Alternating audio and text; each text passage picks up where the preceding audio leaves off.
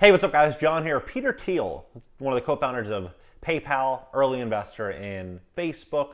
He's done extremely well for himself. Everybody knows who he is. Well, his company Palantir, they are now investing in gold, hard gold, storable gold, because they are very concerned with the dollar. And as I'm doing research, I do so much research at night, looking at different investment opportunities, where other people see the world going. And there's someone named Stanley Drunkenmiller who worked with George Soros, and they essentially broke the Bank of England many years ago. Him, Sam Zell, all of these people, all of these very, very wealthy individuals are all very scared about the dollar, potentially losing either reserve currency status or hyperinflation. And when we see these rising real estate prices, just rising stock market prices, everything is going through the roof right now. And you see a lot of these people playing defense, extreme defense right now, while the masses are playing offense.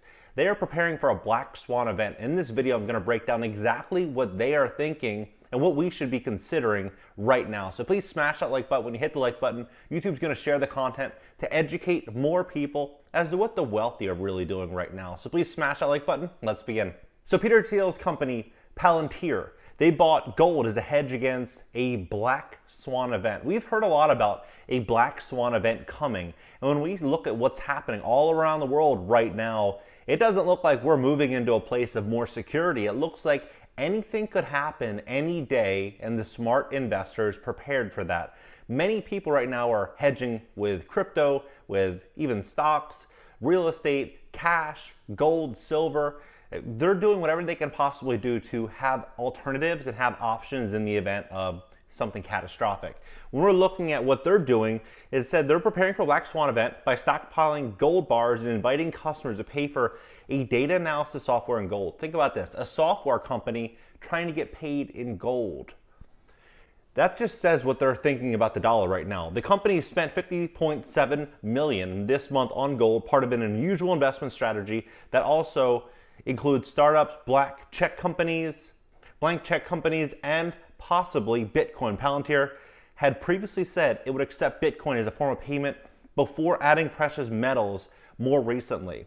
A spokeswoman for Palantir said no one is yet paid in either Bitcoin or gold. Accepting non-traditional currencies reflects more of a worldwide view. Shaham Sankar, the chief operating officer, said in an interview, "You have to be prepared for a future with more black swan events." And I fully agree with that. I think we're going to see a lot more of them. The gold purchase was buried in a securities filing last week in a quarterly financials result and reported earlier this week by Barron's. The acceptance of gold as a form of payment hasn't been previously reported. Palantir's 100-ounce gold bars will be kept in a secure location in the Northeast U.S. According to the filing, the company is able to take physical possession of the gold bars stored at the facility at any time with reasonable notice, Palantir wrote. So it's interesting. He also, earlier this year, he went out and bought a property in Miami that faces the water with a place for them to dock a yacht. So if he wanted to get away easily, he could. And early on, when he started doing really well, he went and bought a place in New Zealand, a really, really beautiful place in New Zealand. And he's preparing for a post-apocalyptic event. And after the tech world helped Donald Trump get elected, its billionaires bought up properties in New Zealand and the Midwest with enough food and water to last 5 years. Prices range from a couple million to tens of millions last year. Peter Thiel, who bought a property in New Zealand, said to be one of the most self-sustaining countries on a post-apocalyptic earth. Then we start to look at what Ray Dalio, we all know who Ray Dalio is, founder of Bridgewater Associates, in 2011 was one of the largest hedge funds in the world. And what he's saying is fascinating. He says that, and this is not just him, we've got Rothschild, Lord Jacob Rothschild, David Einhorn. Ray Dalio said, if you don't own gold, you know neither history nor economics. And Stanley Drunkenmiller, who I mentioned earlier, he said, lately, he placed his bets on gold as well, but for different reasons than the above managers. Druckenmiller has always placed his big trades with lots of convictions, and in February 2017, he put his money in gold because no country wants its own currency to strengthen. Then Lord Jacob Rothschild said in summer 2016 that RIT Partners portfolio, because it's worried about very low interest rates, negative yields, and quantitative easing, saying they are a part of the greatest monetary experiment in monetary policy in the history of the world. Now, Drunkenmiller, if you don't know who he is, his outlook, I listened to a CNBC interview he did maybe 6 months ago, and he was talking heavily about how he believes that the dollar will lose reserve currency status in the next 10 years, which would be detrimental. I mean, this would be a real big problem for America. One of the biggest macro traders of all time, Stanley Drunkenmiller, wrote an op-ed in the Wall Street Journal yesterday. When he shares his views, it's often a good idea to pay attention. He tends to understand the big picture as well or better than anyone because his view is shaped by global liquidity and he has a lot of influence. For a guy that has made his fortune over the last 40 years interpreting the impact of central bank policy, no time in his career has the environment been more to his wheelhouse. With that, he has grown his $5 billion fortune 50% in the last 17 months. So what does he think now? He thinks the Fed should consider ending emergency policies and making its first rate hike now. So this was in May. So May 11th, he said this. And we've already printed, now they're talking about a $3.5 trillion infrastructure package. They're talking about more stimulus. They're even talking about considering a $2,000 monthly universal basic income that they're voting on right now. They need 3 million signatures and they're making big strides with this, which would be detrimental to savers and the middle class, goods and services, everything would be going up. But what he's saying is, he says, instead, the Fed is telling us they won't raise rates for another 2 years. They're still buying $40 billion worth of mortgage bonds each month, despite the fact that housing market is booming and supply is tight.